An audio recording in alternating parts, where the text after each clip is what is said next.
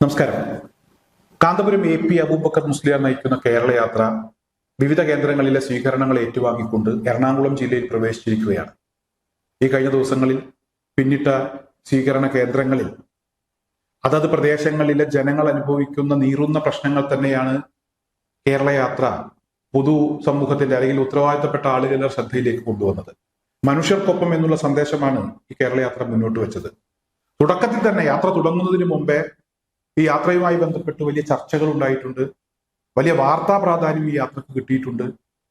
യാത്ര തുടങ്ങി മംഗലാപുരത്ത് നിന്ന് തുടങ്ങി കാസർഗോഡ് ജില്ലയിൽ പ്രവേശിച്ച സമയത്ത് തന്നെ അവിടുത്തെ ജനങ്ങൾ അനുഭവിക്കുന്ന മികച്ച ഒരു ചികിത്സാ കേന്ദ്രമില്ലാത്ത, ഒരു മെഡിക്കൽ കോളേജ് ഇല്ലാത്ത അവരുടെ പ്രശ്നം ഈ യാത്ര ഉത്തരവാദിത്തപ്പെട്ട ആളുകളുടെ ശ്രദ്ധയിലേക്ക് കൊണ്ടുവന്നു.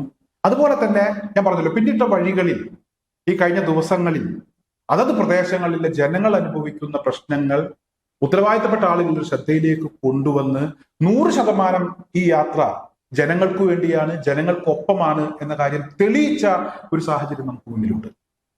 അതൊക്കെ ചർച്ചയായതാണ്, വാർത്തയായതാണ്. ഉസ്താദിനെ എതിർക്കുന്ന, ഉസ്താദിനെ വിമർശിക്കുന്ന, ഉസ്താദുമായി ഒരിക്കലും യോജിച്ചു പോകാൻ താല്പര്യമില്ലാത്ത ആളുകൾ പോലും ഈ കേരള യാത്രയുമായി ബന്ധപ്പെട്ട് 94-ാം വയസ്സിൽ കാന്തപുരം AP അബൂബക്കർ മുസ്ലിയാർ നടത്തുന്ന ഊർജ്ജസ്വലതയോടുകൂടിയുള്ള ഇടപെടൽ അത് ഉസ്താദിന് മാത്രമേ കഴിയൂ എന്ന് തുറന്ന് സമ്മതിച്ചിട്ടുമുണ്ട്. വേറെ ഒരാളും ഈ പ്രായത്തിൽ ആരോഗ്യപരമായിട്ടുള്ള മറ്റു പ്രശ്നങ്ങളൊക്കെ അലട്ടുന്ന കാന്തപുരം ഉസ്താദിനെ പോലെ വേറെ ഒരാളും ഇത്തരത്തിൽ ഒരു റിസ്ക് എടുക്കാൻ തയ്യാറാകില്ല എന്ന് പലരും പറഞ്ഞു.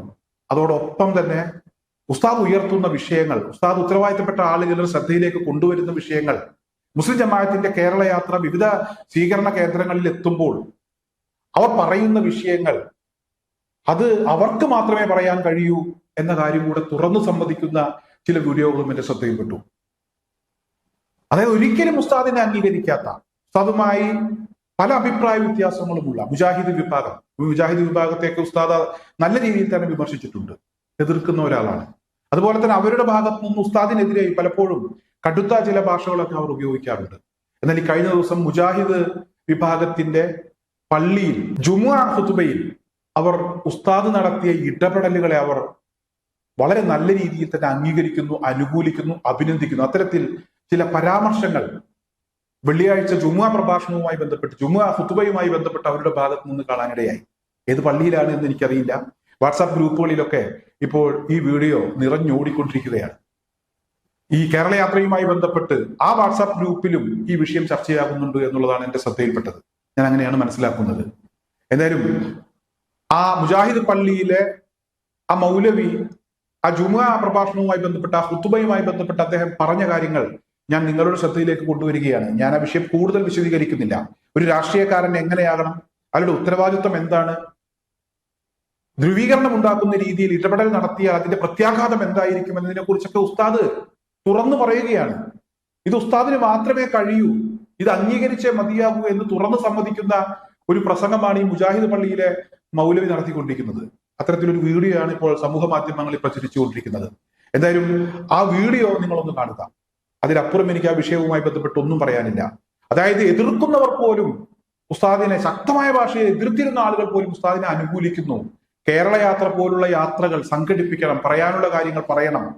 ഇല്ലെങ്കിൽ മുസ്ലിം മതവിഭാഗത്തിൽപ്പെട്ട അല്ലെങ്കിൽ സമൂഹത്തിൽ ബുദ്ധിമുട്ട് അനുഭവിക്കുന്ന, കഷ്ടത അനുഭവിക്കുന്ന സാധാരണക്കാരായിട്ടുള്ള ആളുകൾ ഒരുപാട് അനുഭവിക്കേണ്ടി വരും. ഇത്തരത്തിലുള്ള ആളുകൾ ഇടപെട്ടില്ലെങ്കിൽ ഇത് അംഗീകരിച്ചേ മതിയാകൂ എന്നാണ് അദ്ദേഹം തുറന്നു പറയുന്നത്. ഞാൻ ആ വീഡിയോ നിങ്ങളുടെ ശ്രദ്ധയിലേക്ക് വേണ്ടി ഒന്ന് കൊണ്ടുവരികയാണ്. ഈ സന്ദർഭത്തിൽ പറയാതിരിക്കാൻ നിർവാഹമില്ല. കേരള യാത്ര നടത്തിക്കൊണ്ടിരിക്കുന്ന കാന്തപുരം AP അബൂബക്കർ മുസ്ലിയാർ ഇന്നലെ തിരുവൂരിൽ വച്ച സ്വീകരണത്തിൽ പറഞ്ഞത്, അദ്ദേഹത്തോട് എന്തൊക്കെ അഭിപ്രായ വ്യത്യാസങ്ങൾ ഉണ്ടെങ്കിലും ആ വാചകം ഞാനിവിടെ ഉദ്ധരിക്കുകയാണ്. അദ്ദേഹം ഇന്നലെ പറഞ്ഞത് വളരെ സ്വാഗതാർഹമാണ്, പറയേണ്ടതാണ്. ഇങ്ങനെ പണ്ഡിതന്മാര് കാലത്തിനനുസരിച്ച് പറയുകയാണ് വേണ്ടത്. ഇങ്ങനെ പറയാത്തതാണ് നാടിന്റെ പ്രശ്നം, ലോകത്തിന്റെ പ്രശ്നം. പണ്ഡിതന്മാർ, ഉലമാക്കളും ഉമറാക്കളും ഒക്കെ സന്ദർഭത്തിനനുസരിച്ച് ഇത്തരം വർത്തമാനങ്ങൾ പറഞ്ഞാൽ ഇങ്ങനെ മുസ്ലിങ്ങൾക്കെതിരെ എന്നല്ല ആർക്കെതിരും ആരും ഉറഞ്ഞു തുള്ളുകയില്ല. അദ്ദേഹം എന്താ പറഞ്ഞത്? അദ്ദേഹം പറയാണ്, രാഷ്ട്രീയ നേതാക്കളിൽ നിന്നും പക്വതയോടെയുള്ള സംസാരമാണ് സമൂഹം പ്രതീക്ഷിക്കുന്നത്. നേതൃപദവിയിലിരിക്കുന്നവരുടെ വാക്കുകളിൽ ധ്രുവീകരണത്തിന് ഇടം നൽകുന്ന ഒന്നും ഉണ്ടാവരുത്. തെരഞ്ഞെടുപ്പിനെയും അധികാരത്തെയും മാത്രം മുൻനിർത്തി മനസ്സിലാക്കേണ്ടതല്ല രാഷ്ട്രീയം. അത് മനുഷ്യരുടെ നിത്യജീവിതവുമായി ബന്ധപ്പെട്ട് കിടക്കുന്ന ഒന്നാണ്. അധികാരം വരും പോകും. പക്ഷേ ഈ നാട് പല മനുഷ്യർ ഒരുമിച്ച് പാർക്കുന്നതാണ്. അവർക്കിടയിൽ ധ്രുവീകരണം സൃഷ്ടിക്കുന്നത് ദൂരവ്യാപക പ്രത്യാഘാതങ്ങൾ ഉണ്ടാക്കും. കേരളം മറക്കാൻ ആഗ്രഹിക്കുന്ന ദൗർഭാഗ്യകരമായ